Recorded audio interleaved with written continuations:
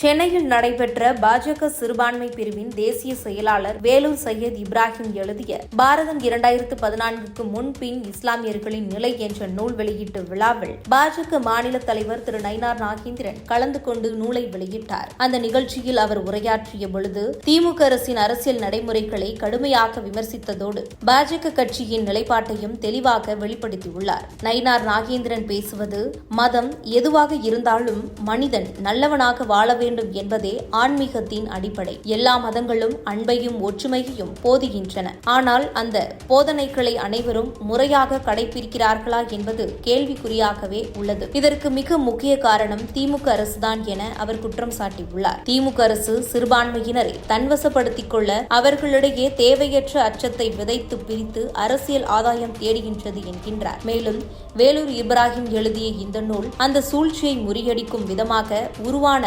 அற்புதமான ஆக்கம் என குறிப்பிட்டுள்ளார். பொது சிவில் சட்டம், முத்தலாக் தடை சட்டம், வக்ஃப் சட்ட திருத்தங்கள் ஆகியவை எந்த மதத்துக்கும் எதிரானவை அல்ல.